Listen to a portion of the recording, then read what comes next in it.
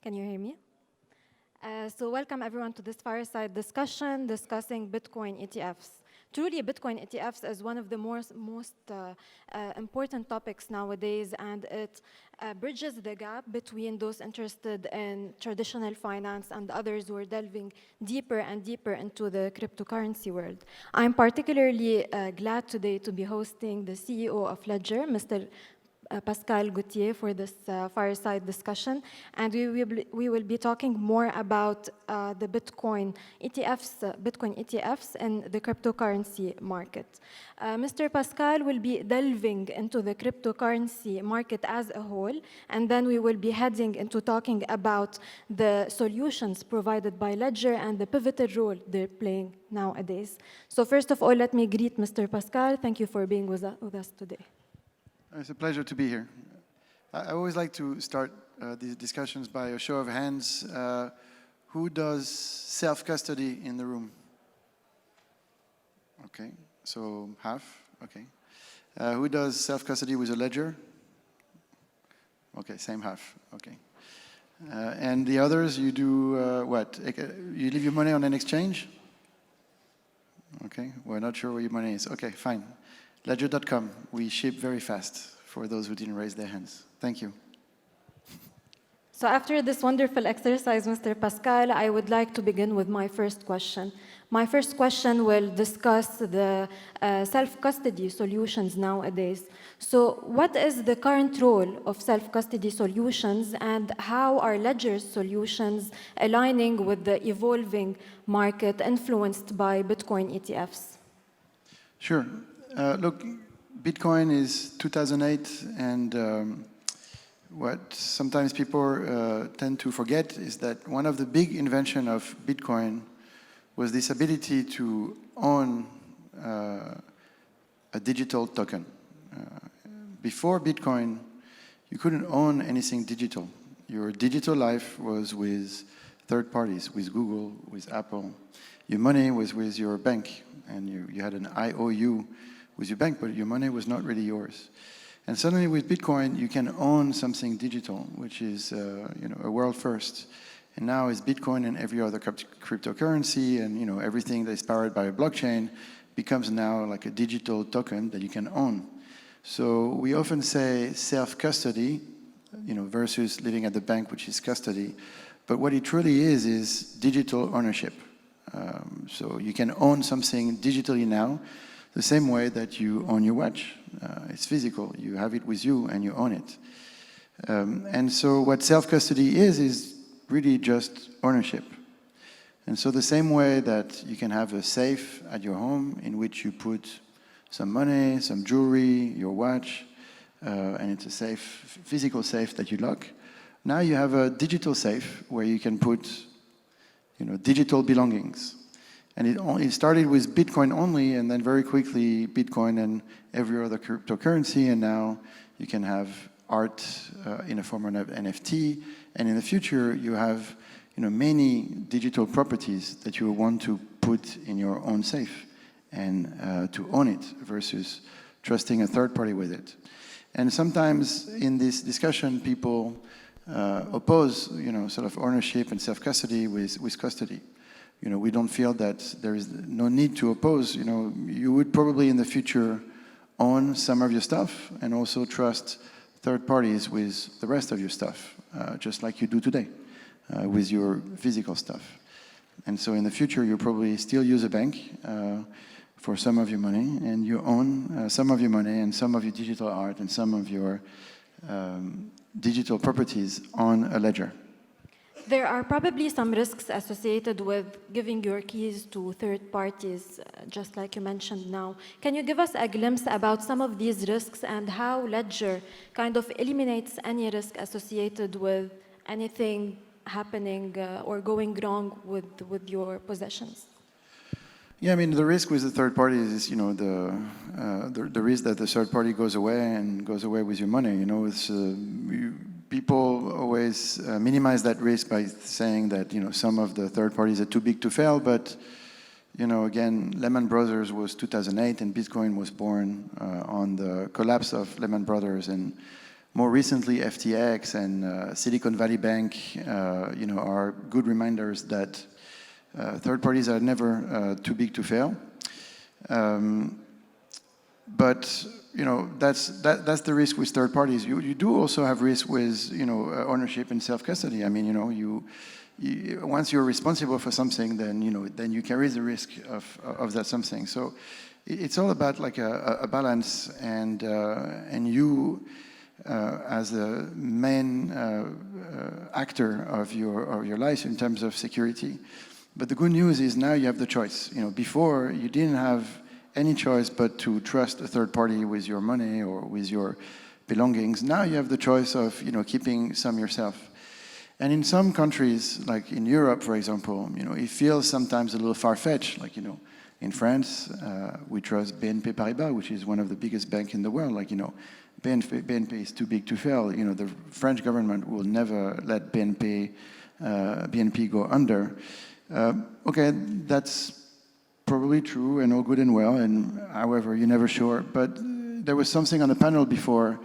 There's also a good reminder, like the world is not just like Europe or France with BNP Paribas. In the world, you have many different situations and many different countries with currencies that are collapsing, with war zones where suddenly you cannot trust the centralized financial system, and so on and so forth. And on that, you had many examples recently. I mean, Lebanon is a place where you probably transact more in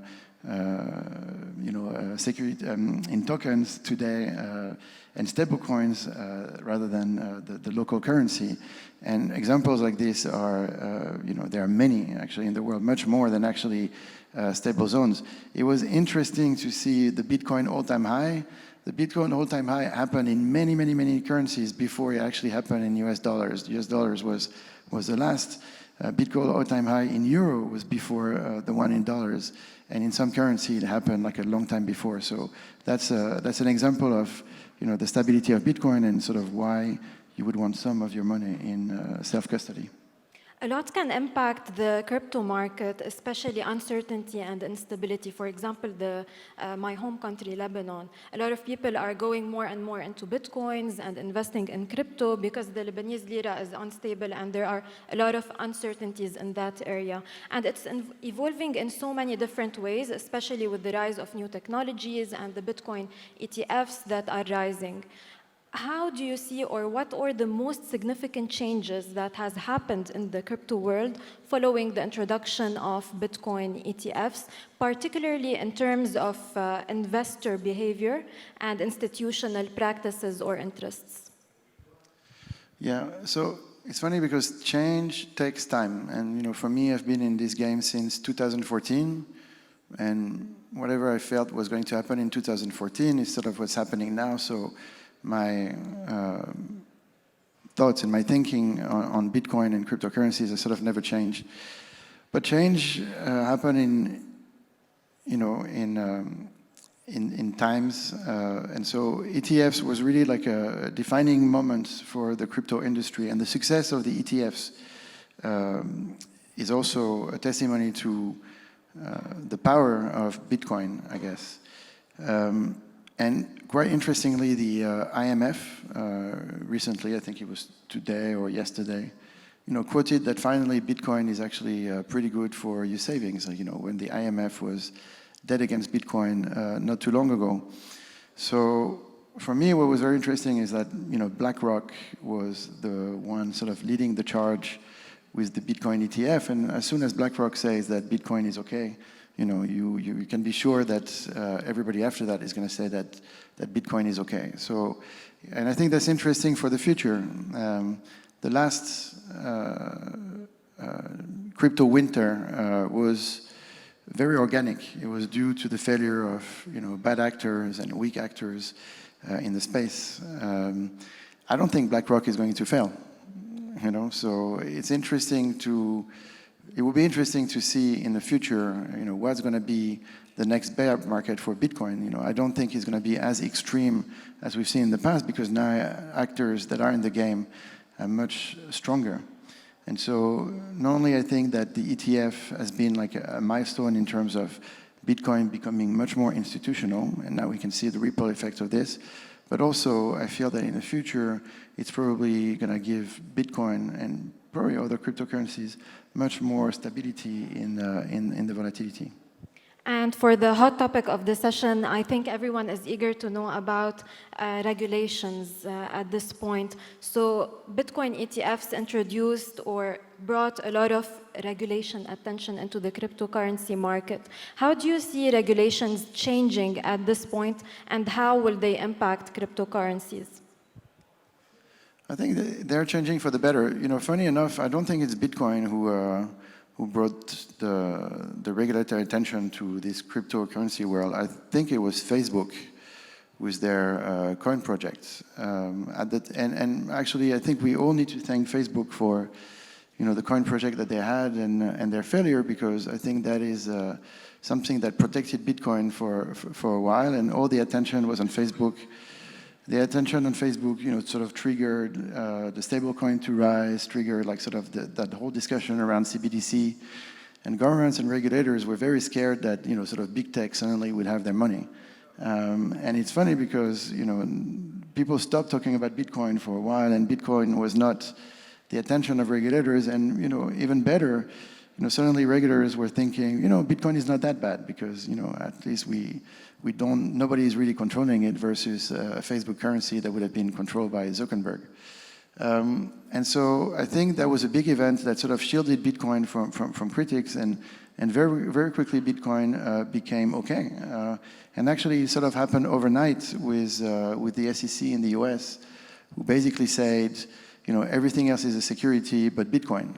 And so Bitcoin became okay, you know, sort of overnight without even like a big debate. It was just said, and actually it was not even said. It was just said that everything else is securities, and so by default, you know, Bitcoin was a commodity, and so and just after that, BlackRock decided to do the ETF. So, you know, I think again, you know, ideas sometimes take time to diffuse in society, and but I think we had the switch on Bitcoin becoming kosher sort of in probably around 22, and, you know, ETFs in 23, and now I think with the IMF statement, I think now Bitcoin is really entering into our financial system for good. So we have to thank Mark Zuckerberg if he's watching us on live stream Thank at you, this Mark. point. And another question would be, what are the opportunities and challenges that Bitcoin ETFs have introduced to the cryptocurrency market? I mean, I don't know, for me, the ETF reminds me of Coinbase. Again, I've been in this game since 2014, and as Ledger, people always ask me, well, if Coinbase exists, you know, why Ledger? And I say, well, if not ownership and self-custody, why crypto? But the good thing is, at the time, people would start their crypto journey with Coinbase. They'd buy their first coins, and then realize that Coinbase is a bank, and then they would buy a ledger and go to self-custody. Actually, self-custody has a lot of technical advantage to custody. When you really control your money, you can actually do whatever you want with it, versus if your money is at the bank, then, you know, the bank has a say on when and how you're going to be able to use your money. But what Coinbase did really well, and, you know, Coinbase is one of the good companies in the space, they have onboarded millions of users. And so that is to the benefit of, you know, the industry as a whole. And I feel, you know, the ETF is, again, the same principle, which is, you know, you have investors that wouldn't touch Bitcoin without a safe, or what they consider a safe onboarding, which they have now thanks to an ETF. But in time, you know, these investors will also shift their mentality and use different type of custodians or even self-custody to keep their Bitcoin safe. So I think ETFs are amazing to onboard a new generation of investors, and I think it doesn't change the fact that if not self-custody, again, why crypto? So in the end, it will be beneficial for the rest of the industry, and it will be very, very, very beneficial for Ledger. Amazing. And what is Ledger's vision for the future of cryptocurrency, and how do you see your role evolving? So first of all, Ledger doesn't just think in terms of cryptocurrency. I mean, of course, Bitcoin and cryptocurrencies are at the heart of what Ledger does in terms of security, but Ledger is much more of a low beta for the industry and for digital property. In our lives today, we have a lot of things online that needs protection. Bitcoin, of course, first and foremost, because this is value, but not just that, like, your identity, your passwords, etc., etc. And there are many things that will be transformed into tokens and digital properties. Think about your health data, for example. I don't know if you know where your health data is or who has it, or, you probably have some part of it, but you don't have the whole records. Think about your identity. I mean, today your identity is your passport, is a piece of paper. I mean, it seems sort of backward technology, thinking that we all have like super powerful mobile phones. All of this is going to be given to you in the form of a digital token at some point. And all of these tokens will need a wallet, will need custody or self-custody in order to be used. So my vision for the future is that at some point I'll go to Dubai and I'll flash my ledger to present my passport and for the doors to open. That's a vision for the future that is not too far-fetched and not too far.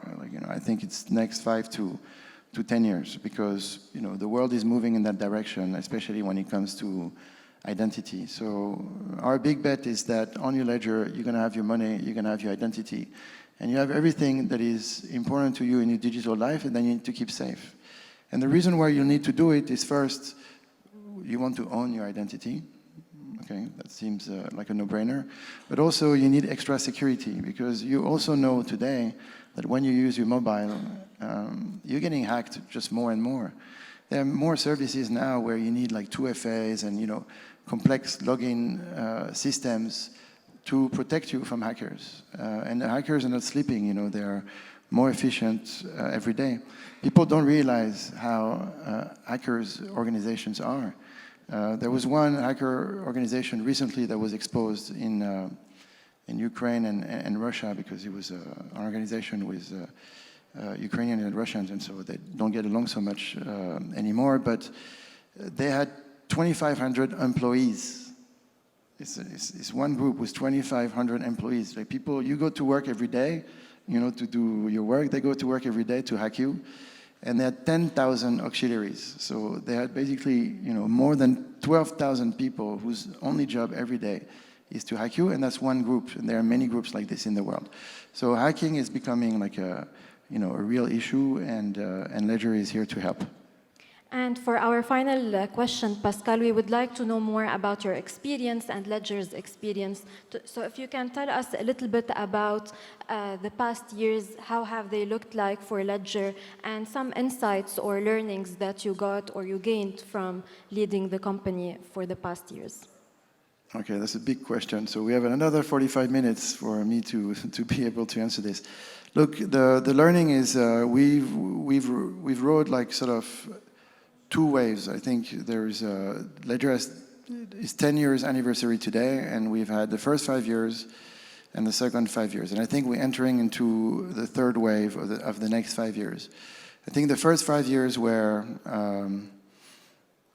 sort of Bitcoin only, crypto only, sort of very simple, very low usage, just, the basic had to be installed in the market, like custodians, that type of stuff. The 5 years after, we enter into more complexity, and we started to see some of the usage on top of the blockchain, and the rise of L2s and these kind of things. I think the next 5 years will be much more interesting, because I think we're entering into the world of applications, really, like on top of blockchains, like what can I do now with my tokens, like where can I engage, et cetera, et cetera. DeFi is really on the rise now, and it's starting to do very interesting things. For an example, we are very bullish about, art on NFT, these kind of things. But we believe that we're just at the beginning of seeing this, and for a lot of people, that ask, like, sort of why cryptocurrency, and, why is this interesting, etc. And why do I need to own my private keys? Why do I need Ledger?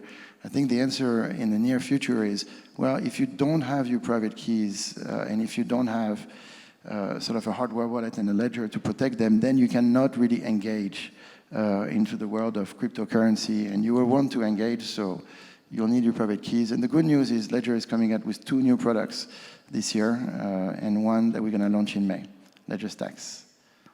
Thank you, Pascal Gauthier, on this very insightful session. Ladies and gentlemen, this was the Fireside discussion on the impact of Bitcoin ETFs. Thank you for joining us. Thank you.